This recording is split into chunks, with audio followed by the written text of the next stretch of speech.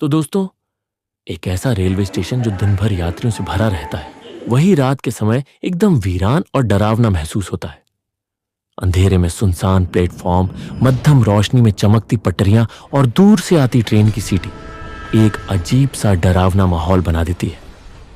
ये कहानी Nabarangpur railway station नाम की है। दिन में यह स्टेशन किसी भी आम स्टेशन की तरह ही चहल पहल से भरा रहता है। हर घंटे ट्रेनें आती जाती रहती हैं, यात्री दौड़ते भागते दिखते हैं और अनाउंसमेंट की आवाज चारों तरफ गूंजती रहती है। लेकिन जैसे ही सूरज ढलता है और अंधेरा छा जाता है, यह जगह किसी दूसरी दुनिया का हिस्सा लगने लगती है। रात में यहां कोई ट्रेन नहीं रुकती। सभी ट्रेनें इस स्टेशन को बिना रुके पार कर जाती हैं, जैसे वे भी यहां के माहौल से डरती हों। खासकर प्लेटफॉर्म नंबर 3, जहां कोई भी खड़ा होना तो दूर, नजर उठाकर देखने की हिम्मत नहीं करता। यहां के लोग कहते हैं कि उस प्लेटफॉर्म पर कोई और मौजूद है जो अब भी अपनी आखिरी ट्रेन पकड़ने की कोशिश कर रहा है। करीब 5 साल पहले इसी स्टेशन पर एक दर्दनाक हादसा हुआ था। उसके बाद से ही यहां अजीब घटनाएं घटने लगी। ये कहानी उसी स्टेशन की है जहां रात में रुकना किसी की हिम्मत नहीं। आप इसे अफवाह समझ सकते हैं या पुरानी दंतकथा, लेकिन यह उन्हीं घटनाओं पर आधारित है जो अमित नाम के एक रेलवे कर्मचारी ने खुद अनुभव की थी। अमित, जो पिछले 11 सालों से भारतीय रेलवे में कार्यरत था, हाल ही में नवरंगपुर स्टेशन पर ट्रांसफर होकर आया था। उसे ट्रैफिक कंट्रोलर की ड्यूटी दी गई थी और उसका काम था रात की आखिरी ट्रेन के गुजरने के बाद स्टेशन ऑफिस को बंद करना। अमित को रात की ड्यूटी की आदत थी, लेकिन यह स्टेशन शहर से थोड़ा दूर था, इसीलिए रात 11 बजे के बाद यहां इंसान मिलना मुश्किल था।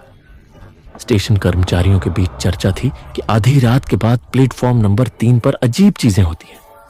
कोई कहता वहां एक परछाई घूमती दिखती है, तो कोई कहता कदमों की आवाजें सुनाई देती है। ये प्लेटफॉर्म नंबर 3 की बातें सच है या लोग बस डराने के लिए कहानियां गढ़ते हैं? भाई, मैंने खुद तो कभी कुछ नहीं देखा, लेकिन बहुत से लोग दावा करते हैं। एक बार एक गार्ड ने बताया था कि उसने वहां किसी आदमी को बैठे देखा, लेकिन पास जाते ही कोई नहीं मिला। ये एक बार नहीं, कई बार हो चुका है। अमित भूत प्रेत की कहानियों पर विश्वास नहीं करता था। उसका मानना था कि अंधेरे और थकान में दिमाग भ्रम पैदा करता है, लेकिन उसे क्या पता था कि जल्द ही वो खुद कुछ ऐसा देखेगा जो उसकी सोच बदल देगा। कुछ साल पहले राजीवा नाम का एक सरकारी कर्मचारी रोज रात 8:30 की ट्रेन से घर लौटता था, लेकिन एक दिन ऑफिस का काम ज्यादा होने के कारण देर हो गई। उसकी पत्नी ने बताया था कि घर पर मेहमान आए हैं और वो जल्दी लौटना चाहता था। जब वो दौड़ते हुए स्टेशन पहुंचा, तब तक ट्रेन धीरे धीरे चलना शुरू कर चुकी थी। उसने भागकर पकड़ने की कोशिश की, लेकिन प्लेटफॉर्म गीला होने की वजह से उसका पैर फिसल गया और वो पटरी पर गिर गया। संतुलन बिगड़ते ही वो ट्रेन के नीचे आ गया। यह हादसा रात 10:30 पर हुआ था। उस समय एक चाय वाले ने अपनी आंखों से यह सब देखा। गार्ड और कुछ यात्री दौड़े, लेकिन मदद करने में देर हो चुकी थी। उसके बाद अफवाहें फैलने लगी कि राजीव की आत्मा प्लेटफॉर्म नंबर 3 पर भटकती है। कई यात्रियों ने दावा किया कि देर रात उन्होंने सफेद कपड़ों में किसी को बैठा देखा, लेकिन पास जाते ही वह गायब हो गया। कुछ ने यह भी कहा कि ट्रेन गुजरने के बाद पटरियों पर कोई खड़ा नजर आता है। अमित इन सब बातों को मजाक समझता था, लेकिन एक रात सब कुछ बदल गया। उस रात नीरज छुट्टी पर था और अमित अकेला ड्यूटी पर था। रात के 11:15 बज चुके थे। आखिरी ट्रेन प्लेटफॉर्म नंबर 1 से गुजरने वाली थी। अमित ने सिग्नल क्लियर किया, ट्रेन गुजरी और उसने राहत की सांस ली। रजिस्टर भरते हुए अचानक उसे प्लेटफॉर्म नंबर 3 से धीमी आवाजें सुनाई दी। पहले तो लगा हवा का असर है, लेकिन आवाजें बढ़ने लगी।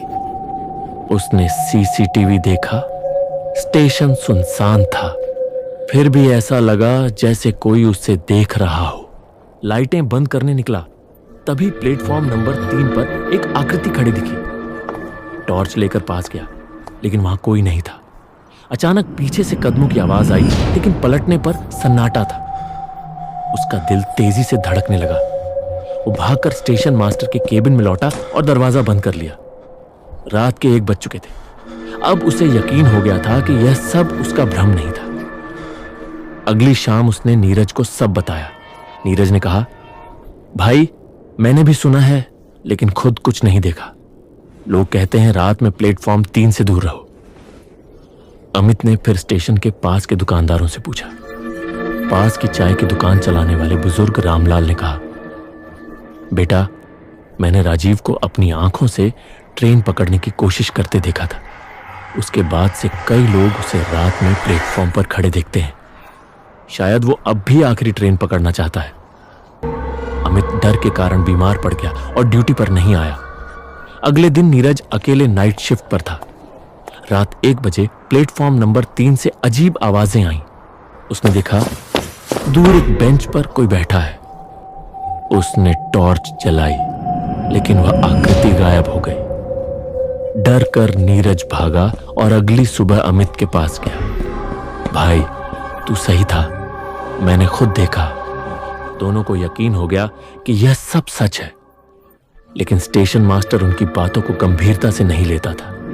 रातें और भी डरावनी होती गई। टेलीफोन अपने आप बजने लगा। रिसीवर उठाते ही भारी सांसें सुनाई देती। आखिरकार उन्होंने रियाज खान नाम के एक पैरानॉर्मल इन्वेस्टिगेटर से संपर्क किया। रियाज ने स्टेशन की जांच की और कहा, यह आत्मा अशांत है। शायद इसे यह एहसास नहीं कि यह मर चुका है। इसे चैन दिलाने के लिए इसकी आखिरी इच्छा पूरी करनी होगी। एक योजना बनी। जिस समय राजीव की मौत हुई थी उसी वक्त प्लेटफॉर्म नंबर 3 पर एक इंजन लाया गया। नीरज ने पुकारा, राजीव तुम्हारी ट्रेन आ गई है, अब तुम जा सकते हो। जैसे ही इंजन की रोशनी फैली, सफेद कपड़ों में एक परछाई सीढ़ियों से उतरती दिखी।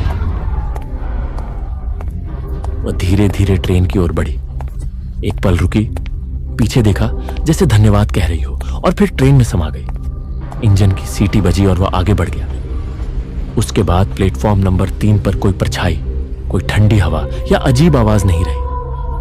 स्टेशन का माहौल शांत हो गया। अमित और नीरज ने राहत की सांस ली। वे जानते थे अब राजीव अपनी मंजिल तक पहुंच चुका है। हर जगह की एक कहानी होती है, लेकिन कुछ कहानियां खत्म होकर भी जीवित रहती हैं। अगर आप कभी किसी रहस्यमयी जगह पर हों और कुछ असामान्य महसूस हो तो उसे नजरअंदाज मत करें। और शायद कोई आपसे कुछ कहना चाहता हो।